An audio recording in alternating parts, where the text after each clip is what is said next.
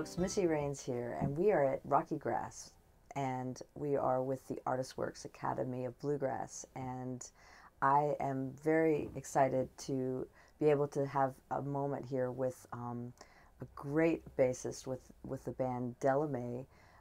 Please say hello to Zoe Guigueno, and hey Zoe. Hey Missy. She is an amazing player, and it's going to be a really great moment here for us to get to know her a little bit. So I'd love to ask you, Zoe, tell us about where you're from and a little bit about your background. Sure. Well, I'm from Main Island, British Columbia, which is in the Southern Gulf Islands, which is just north of the San Juan Islands from an American perspective. I've been to the San Juan Islands, but not any further north. Yeah. And it's pretty spectacular. A lot of big trees. And, yeah. Yeah. So, yeah, I grew up there. Main Island has a population of 900, so we knew everyone on the island, real small town. And I started playing music when I was 10 on piano. And then I played the penny whistle in a family band. And then picked up the bass, and I played clarinet and saxophone in high school, and just was a real band nerd and was in all the bands and choirs. And then I, after high school, moved to Toronto and went to music school at Humber College, studied jazz, got a degree in jazz performance on bass.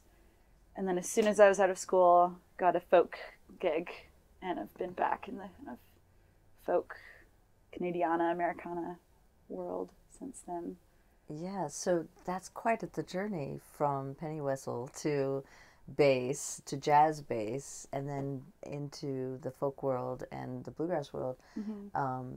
You're playing with one of the most high-profile all-women groups that it's ever been, Delamay, and but I having listened to some of your earlier works that you've been involved with, yeah, there's clearly you've got all this jazz stuff happening, all this indie rock stuff happening, which is so cool. How does that side of your playing inform what you do with Delamay these days? You know, someone asked me that at the merch table last night, a young girl, I think. Like, she asked, do you try to bring your influences, your jazz influences into Delamay? But I think you can't help it. I don't think anyone can really help it. Like, you just, as you're developing musically and you're absorbing all these different influences from all the different kinds of music you're exposed to, it's going to come out one way or another, I think in whatever context. So I guess with Delamay, I'll have like kind of a jazz bass perspective. I'm not going to like play a walking bass line all over everything, but I'll just find out what I can do that fits in with the songs. And I forget what the question was. What was the question? You're right. You're spot on. Like, just how does your past influence what you're doing now with this group? Like, you know, you've done, like I said, work with, you know, a lot of indie rock, different rhythms, you know, different patterns.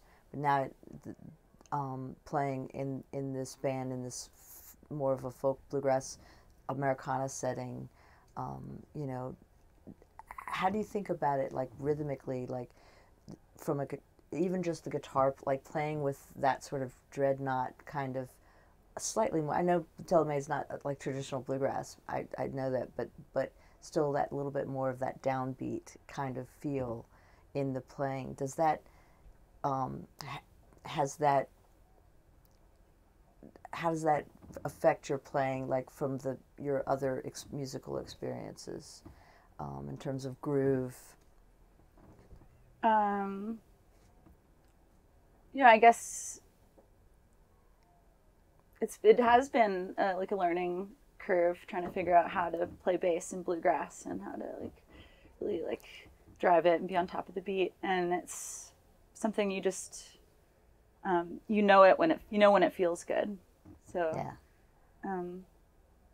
I think coming from different styles of music, it helps you. I've been able to interpret bluegrass songs from all these different angles, and I've been able to understand them from different perspectives. And as far as locking in with the guitar, I don't know how to describe locking in, really. I think it's something you feel when it's right. It's an intangible thing. Yeah. So who have been some of the bass players that you've listened to throughout your career? Like, who are some of your most influential bassists? I think, like, in high school, I really loved Mingus. I listened to a lot of Mingus. And Scott LaFaro. And